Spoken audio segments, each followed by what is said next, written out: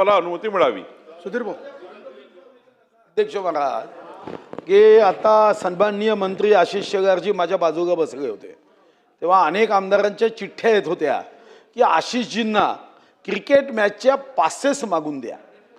अध्यक्ष महाराज, बॅरिस्टर वानखेडे यांनी 11 अर्थसंकल्प दिले. अध्यक्ष महाराज, त्यांच्या नावाचं स्टेडियम आहे आणि महसूल मंत्री इथं आहे. महसूल मंत्री सर्व फाईल जरी वाचू शकत नसले तरी मी त्यांच्या लक्षात आणून देतो की त्या स्टेडियमची एक तांत्रिक फाईल ही महसूल विभागामध्ये आहे की ज्यामध्ये ते स्टेडियम आपण परत घेऊ शकतो. तर अध्यक्ष महाराज, या सभागृहामध्ये एवढा अधिकार असताना अध्यक्ष महाराज, काही आमदार, मला क्रिकेटमध्ये रुची नाही, मला व्यक्तिगत रुची नाही, पण या सभागृहामध्ये अध्यक्ष महाराज एक 2 पासेससाठी आमदार जर मोहताज राहत असेल अध्यक्ष महाराज, तर मग अध्यक्ष महाराज सर्वांना वाटतं की इंग्रजांना हाकलताना, इंग्रजांचा पराभव पाहताना आम्ही होतो की नाही माहीत नाही, पण आज इंग्रजांचा पराभव पाहताना साक्षीदार राहावं हा जर भाव आमदारांचा असेल, हा देशभक्तीचा भाव सरकारने लक्षात घेऊन अध्यक्ष महाराज, तुम्ही महसूल मंत्र्यांना निर्देश द्या की 6:30 पर्यंत या पासेसची ज्या आमदारांना रुची आहे, मला पास नको आहे, मी पुन्हा सांगतोय, पण ज्या आमदारांना रुची आहे त्यांना महसूल मंत्र्यांनी पासेस द्यावे. माझ्याकडच्या सर्व चिठ्ठ्या मी महसूल मंत्र्यांना देतो आणि महसूल मंत्र्यांनी सुद्धा माँ जगदंबेचे भक्त आहे, माँ जगदंबेच्या त्या शक्तीचा अवतार घेत बॅरिस्टर वानखेडे सभागृहात त्या मॅचच्या सर्व तिकिटा जर दिल्या नाही, आजच फाईलवर सही करून त्या वानखेडेच्या स्टेडियम मधली तांत्रिक बाजू हे पूर्णपणे लक्षात घेऊन ते स्टेडियम सरकारच्या ताब्यात घ्यावं. सन्माननीय मंत्री शेलार साहेब. सन्माननीय ज्येष्ठ सदस्य सुधीर भाऊ यांनी ज्या भावना मांडल्या त्यातल्या तिकीट आणि पासेसच्या भावनेशी मी सहमत आहे आणि त्याहीपेक्षा त्यांनी इंग्रजांचा म्हणजे इंग्लंडचा पराभव वानखेडेला व्हावा यासाठीच्या शुभकामना, इच्छा प्रदर्शित केला, त्याच्याशी मी संपूर्ण सहमत आहे. मुद्दा अध्यक्ष महोदय या ठिकाणी सन्मान्य सदस्यांनी मांडला, तो विषय भले त्यांनी मागणी योग्य केली तरी त्याच्या मागची जी भावना मांडली त्या विषयात मी जर बोललो नाही तर गैरसमज होईल, म्हणून पुरता फक्त मी उभा आहे. हे तर स्वाभाविक आहे की आपल्याला सगळ्यांना पासेस तिकीट हव्यात, त्याबद्दल दुमत नाही. हे बॅरिस्टर शेषराव वानखेडे यांच्या नावाने झालेलं स्टेडियम आहे, हेही खरं आहे. हेही आपल्याला नाकारता येणार नाही की राज्य सरकारच्या जागेवर हे स्टेडियम उभं राहिलं आहे.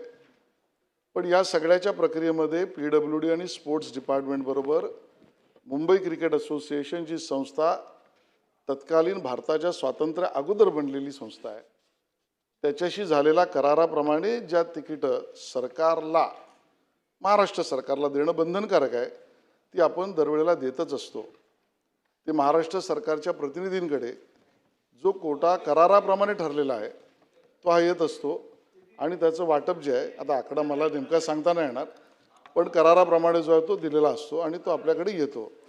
आता हे स्वाभाविक आहे, 288 आपले सर्व आमदार आणि वरचे किती संख्या आहे, वरची 78 जे असतील ते असे 340-350 आमदारांच्या वर आणि त्यांचा परिवार, स्वाभाविक आहे मागणं आहे.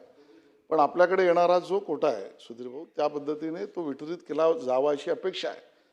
मुंबई क्रिकेट असोसिएशनचं सरकारबरोबर असलेलं ॲग्रीमेंट जे आहे ते पूर्ण होतं आणि त्यामुळे असं एखादं स्टेडियम काढून घ्या जे आंतरराष्ट्रीय दर्जाचं आहे, आपली मागणी तिकिटाची बरोबर असली तरी ते घेणं आणि तशा पद्धतीचं संकेत या सभागृहातनं जाणे आपल्याला भूषणावं नाही.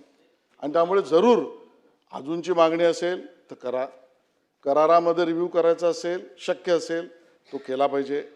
स्टेडियमची कॅपॅसिटी वाढवायला सिटिंगची काही FSI वगैरे हवे असतील दिले पाहिजेत. अजूनचं स्टेडियम काय असेल तर त्यालाही जागा दिला पाहिजे.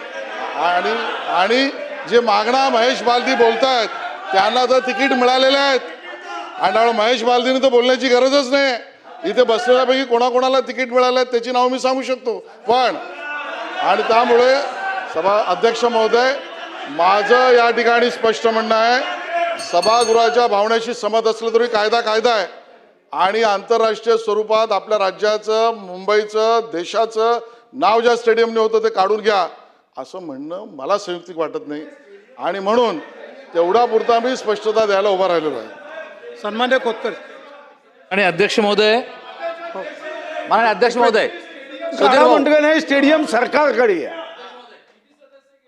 सुधीर भाऊने ज्या विषयाकडे लक्ष वेधलं त्या संदर्भात मी बोलणार अध्यक्ष महोदय.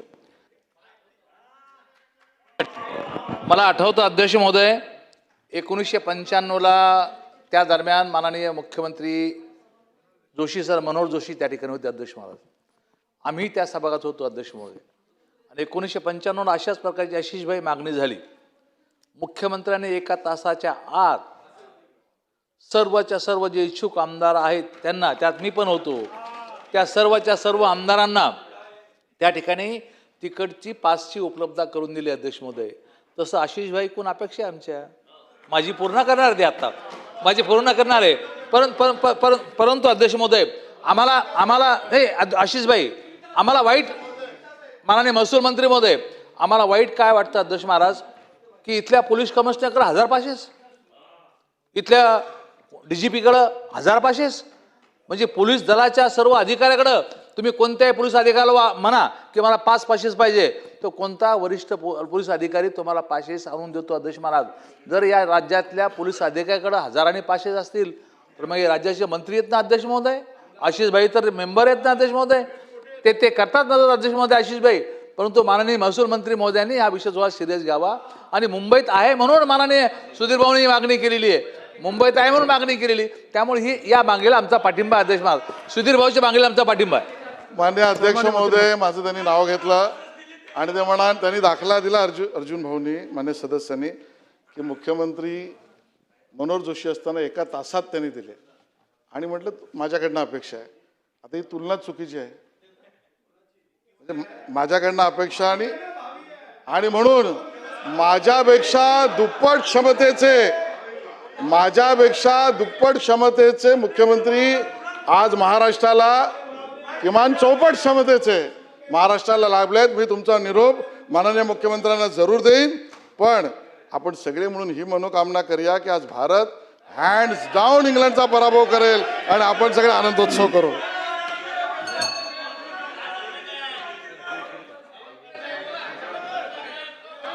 या ठिकाणी सभागृहाच्या माध्यमातून एक मंत्री महोदय, एक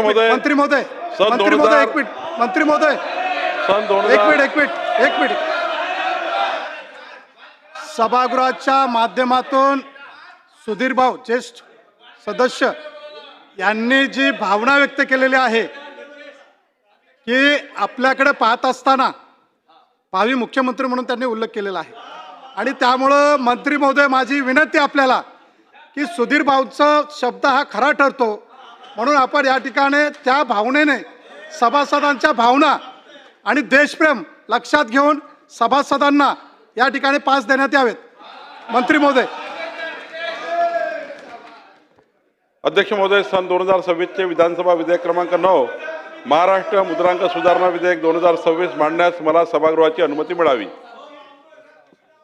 हेच ना 9 नंबर प्रस्ताव असा आहे की सन 2026 विधानसभा विधेयक क्रमांक 9 महाराष्ट्र मुद्रांक सुधारणा विधेयक 2026 मांडण्यास अनुमती देण्यात यावी. प्रश्न असा आहे की सन 2026 विधानसभा विधेयक क्रमांक 9 महाराष्ट्र मुद्रांक सुधारणा विधेयक 2026 मांडण्यास सभागृहाची अनुमती आहे काय? अनुकूल असतील त्यांनी होय म्हणावे, प्रतिकूल असतील त्यांनी नाही म्हणावे. होयचे बहुमत. प्रस्ताव संमत झाला.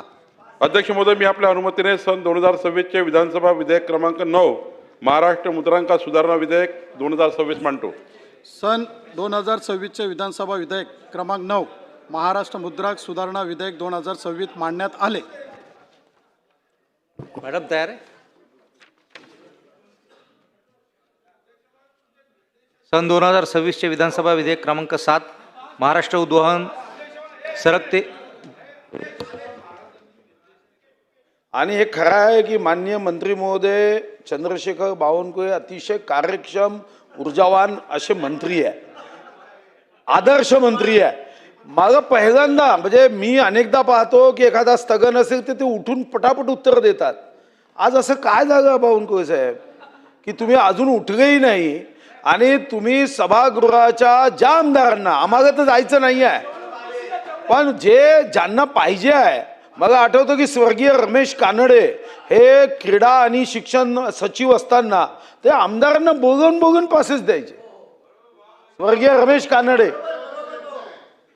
मंत्री महोदय बावनकुळे साहेबांना असं काय झालं? जास्त जेवण झालं की शुगर जास्त झाली आहे, काय आहे? आता ज्या उत्साहात ते उत्तर देतात, सर्वात उत्साहात उत्तर देणाऱ्या मंत्र्यांपैकी एक आहे. तू अध्यक्षांच्या निर्देशानंतर इथे शांत का? काय त्यांना इंग्लंडचा पराभव भारत करत असताना त्याचे साक्षीदार आमदार होऊ नये असं वाटतं का?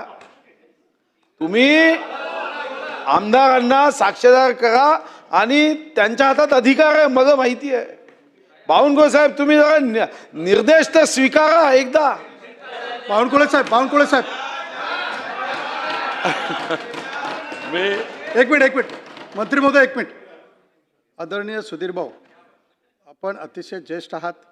मी आपल्याला प्रत्येक वेळी आपल्या बाजूला बसताना सांगितलं की मला मार्गदर्शन करत जा, आणि म्हणून भाऊने आपण ज्यावेळी मागणी केली त्यावेळी या मुंबई शहराचे उपनगराचे पालकमंत्री आशिष शेलारकडे मागणी केली. आपण त्यांना सांगितलं की तुम्ही भावी मुख्यमंत्री आहात. बावनकुळे साहेबांना भावी मुख्यमंत्री बोलले नाही आहेत. बावनकुळे साहेबांना आपण भावी मुख्यमंत्री बोललेले नाही आहेत. त्यामुळं या ठिकाणी आपण जी मागणी केली होती आशिष शेलारांकडे, त्यामुळं आशिष शेलारांनी मान्य करून ते बोललेले आहेत. आदरणीय मंत्री महोदय,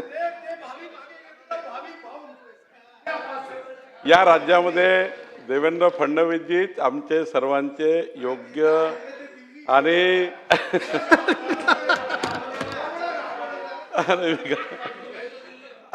त्यामुळं कुणालाही मुख्यमंत्री वगैरे सुधीर भाऊ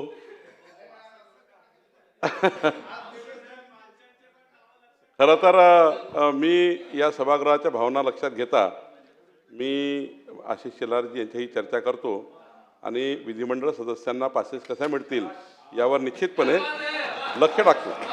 संपलं.